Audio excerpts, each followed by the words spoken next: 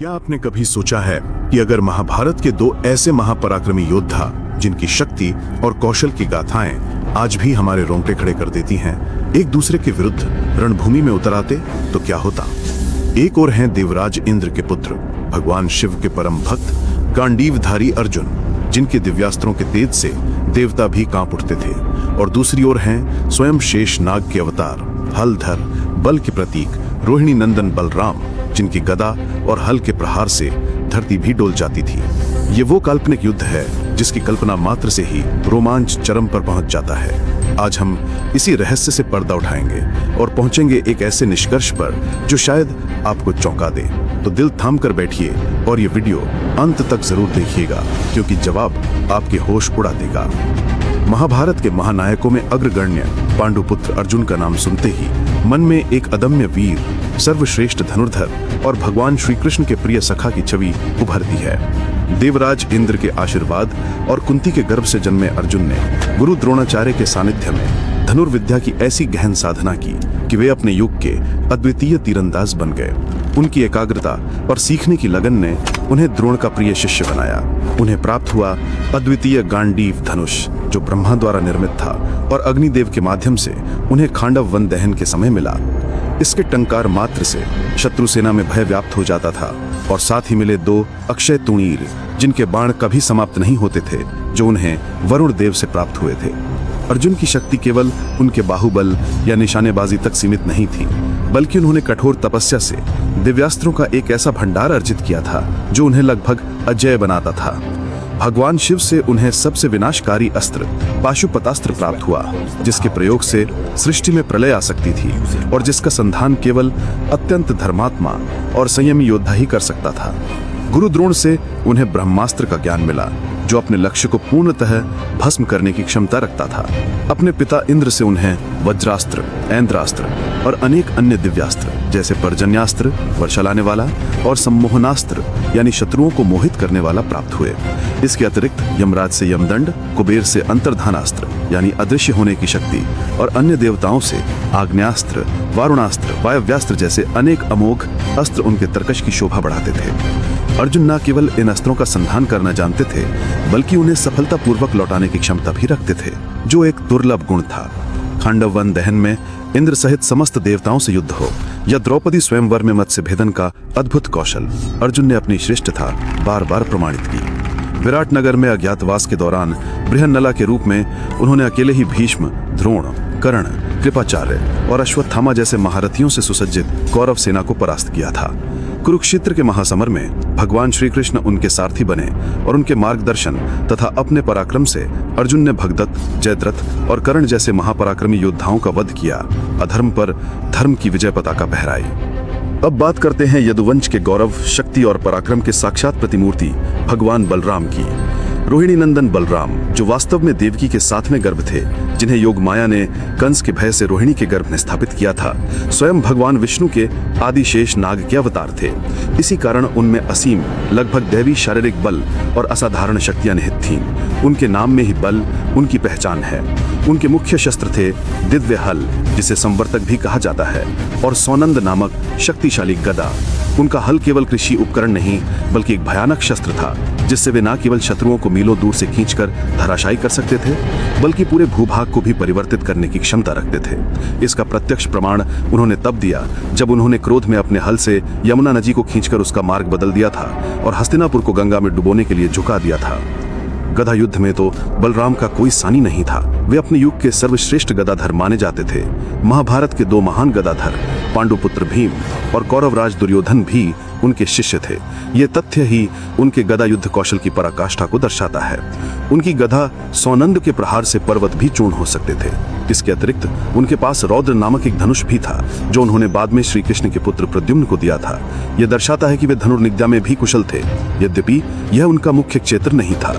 धेनुकासुर, प्रलंबासुर, कंस के पहलवान मुष्टिक श्री कृष्ण के साथ मिलकर और महाबली वानर द्विविद जैसे अनेकों दुर्दांत असुरों का उन्होंने संहार किया था, जो उनके शारीरिक बल और युद्ध कौशल का प्रमाण है। अपने उग्र स्वभाव और न्यायप्रियता के लिए विख्यात बलराम ने महाभारत युद्ध में तटस्थ रहने का निर्णय लिया, क्योंकि पांडव और कौरव दोनों ही पक्षों से उनके स्नेह संबंध और शिष्य थे। उनकी शक्ति उनके आदिशेष अवतार, शारीरिक बल, अद्वितीय मल्ल युद्ध कौशल और उनके दिव्य शस्त्रों में निहित थी, जो उन्हें किसी भी प्रतिद्वंद्वी के लिए एक भयानक चुनौती बनाती थी। तो हमने जाना दोनों महाबलियों के प्रताप को, एक और दिव्यास्त्रों से सज्जित अर्जुन तो दूसरी ओर शारीरिक बल और हल मूसल के धनी बलराम। एक की शक्ति अचूक धनुर्विद्या और आकाशीय अस्त्रों में तो दूसरे की शक्ति निकट युद्ध के प्रलयंकारी प्रहारों में। अब कल्पना कीजिए उस रणक्षेत्र की जहां ये दोनों महायोद्धा किसी कारणवश एक दूसरे के सम्मुख खड़े हों तो क्या होगा? कौन पहला वार करेगा? किसकी रणनीति क्या होगी? क्या भावनाएं होंगी जब दो ऐसे योद्धा जो संबंधी भी हैं एक दूसरे के प्राण लेने को उद्यत होंगे? अर्जुन एक कुशल और अनुभवी धनुर्धर होने के नाते बलराम से एक सुरक्षित दूरी बनाए रखना चाहेंगे, ताकि वे अपने बाणों और दिव्यास्त्रों का पूर्ण उपयोग कर सकें। उनका पहला प्रयास होगा बलराम को अपने बाणों की वर्षा से उलझाना, उनकी गति को रोकना, उनके कमजोर अंगों को निशाना बनाना। अर्जुन के बाण साधारण नहीं होते थे, वे मंत्रों से अभिमंत्रित होते थे और उनकी गति ध्वनि से भी तेज होती थी। वे शायद शरवृष्टि या अस्त्रवृष्टि जैसी तकनीक का प्रयोग करते। वहीं बलराम का एकमात्र लक्ष्य होगा किसी भी तरह अर्जुन के समीप पहुंचना, क्योंकि उनकी गदा और हल की वास्तविक शक्ति निकट युद्ध में ही प्रदर्शित हो सकती है। वे अर्जुन के बाणों से बचने के लिए अपनी अद्भुत शारीरिक शक्ति और फुर्ती का प्रयोग करेंगे। संभवतः अपने हल को ढाल की तरह इस्तेमाल करते हुए या तीव्र गति से चक्राकार घूमते हुए अर्जुन की ओर बढ़ेंगे। उनका विशालकाय शरीर और आदिशेष का बल उन्हें कई साधारण बाणों के प्रहारों को निष्प्रभावी करने की क्षमता दे सकता है। वे अर्जुन को किसी भी बड़ा दिव्यास्त्र साधने का पर्याप्त अवसर दिए बिना ही उन पर धावा बोलना चाहेंगे। जैसे ही बलराम अपनी दूरी कम करने में सफल होने लगेंगे, अर्जुन को साधारण बाणों से ऊपर उठकर दिव्यास्त्रों का प्रयोग आरंभ करना होगा। वे शायद वायव्यास्त्र का संधान करके प्रचंड बवंडर उत्पन्न कर सकते हैं, जिससे बलराम का संतुलन बिगड़ सकता है और दृष्टि भ्रमित हो सकती है, या आग्नेयास्त्र से अग्नि की एक अभिद्य दीवार खड़ी कर सकते हैं। इन अस्त्रों का उद्देश्य बलराम को रोकना और उन्हें शारीरिक रूप से थकाना भी होगा। लेकिन बलराम भी अपने दिव्य हल से इन बाधाओं को चीरने का प्रयास करेंगे। उनका हल संवर्तक भूमि को फाड़ सकता है, वायु के प्रवाह को बदल सकता है और अग्नि को भी शांत करने की क्षमता रखता है, यदि वे अपनी पूरी शक्ति का प्रयोग करें।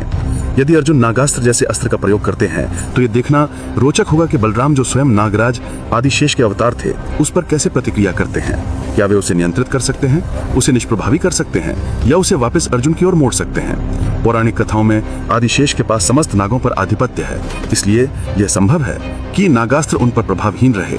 यदि बलराम अपनी अदम्य शक्ति के बल पर और अपने हल का कुशलता पूर्वक प्रयोग करते हुए अर्जुन के बाण वर्षा और प्रारंभिक दिव्यास्त्रों की घेरे को तोड़कर उनके निकट पहुंचने में सफल हो जाते हैं, तो युद्ध का स्वरूप पूरी तरह बदल जाएगा।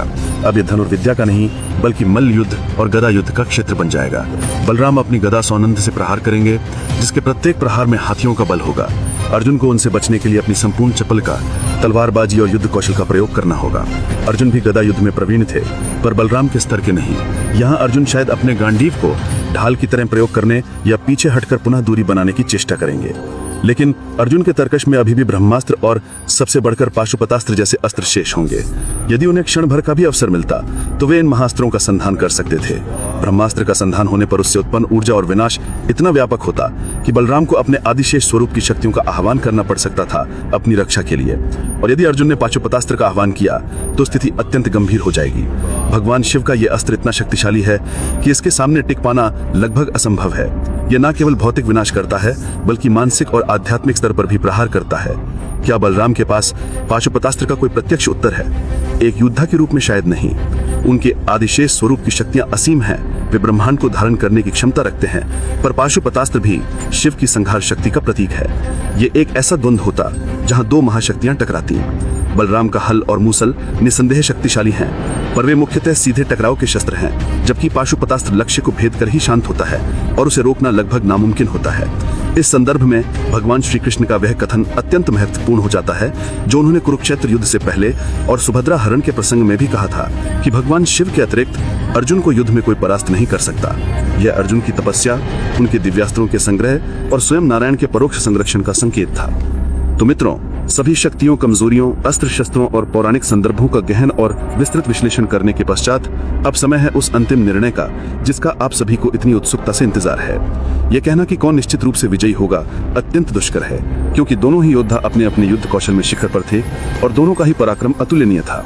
बलराम का शारीरिक बल, उनकी गदा युद्ध की निपुणता और हल का अद्भुत प्रयोग ऐसा था कि यदि वे एक बार अर्जुन के अत्यंत निकट पहुंचने में सफल हो जाते और अर्जुन को दिव्यास्त्रों का प्रयोग करने का अवसर ना मिलता तो परिणाम उनके पक्ष में जा सकता था। उनकी एक गदा का सीधा प्रहार अर्जुन के लिए घातक सिद्ध हो सकता था, किंतु अर्जुन की सबसे बड़ी शक्ति थी उनकी दूरी बनाए रखने की सामरिक क्षमता, उनके दिव्यास्त्रों की विविधता, उनकी अचूक निशानेबाजी और सबसे महत्वपूर्ण पाशुपतास्त्र जैसे अमोघ अस्त्रों की उपस्थिति। एक दूरगामी युद्ध में जहां विभिन्न प्रकार के दिव्यास्त्रों का महत्व सर्वोपरि हो, अर्जुन का पलड़ा भारी प्रतीत होता है। पाशुपतास्त्र के संधान के बाद जिसका प्रतिकार देवताओं के लिए भी कठिन था, किसी भी योद्धा का टिक पाना, चाहे वो कितना भी भारी बलशाली क्यों ना हो, लगभग असंभव था।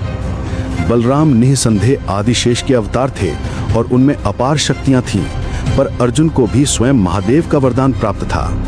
इसलिए यदि ये महासंग्राम अपने पूर्ण आवेग और समस्त शक्तियों के प्रदर्शन के साथ होता तो अर्जुन के विजय होने की संभावना अधिक है। ये विजय शारीरिक बल पर दिव्यास्त्रों की तकनीकी श्रेष्ठता की और निकट युद्ध कौशल पर दूरभेदी महारत और अमोघ अस्त्रों की निर्णायक बढ़त की विजय होती। मित्रों, ये था अर्जुन और बलराम के काल्पनिक महायुद्ध का हमारा विस्तृत विश्लेषण। स्मरण रहे, ये दोनों ही हमारे पूज्य नायक हैं और हमारी संस्कृति की अमूल्य धरोहर हैं। इस चर्चा का उद्देश्य केवल उनके पौराणिक पराक्रम, युद्ध कौशल और दिव्य शक्तियों पर प्रकाश डालना था, न कि किसी एक को दूसरे से कमतर आंकना या उनके भक्तों की भावनाओं को आहत करना। महाभारत की गाथाएं हमें शक्ति के साथ साथ विवेक, धर्म, कर्तव्य और मानवीय संबंधों की जटिलताओं का भी पाठ पढ़ाती हैं। आशा है आपको ये प्रस्तुति रोचक, ज्ञानवर्धक और रोमांचक लगी होगी। यदि हाँ, तो हमारे चैनल को सब्सक्राइब अवश्य करें, इस वीडियो को लाइक और अपने मित्रों के साथ शेयर करें। आप भविष्य में किन अन्य पौराणिक पात्रों या घटनाओं पर इसी प्रकार का गहन विश्लेषण देखना चाहेंगे, हमें कमेंट करके अवश्य बताएं। हम आपके सुझावों का स्वागत करते हैं। आपके बहुमूल्य समय और ध्यान के लिए हार्दिक धन्यवाद। मिलते हैं अगले वीडियो में एक नए रहस्य, एक नई गाथा और एक नए रोमांचक विश्लेषण के साथ।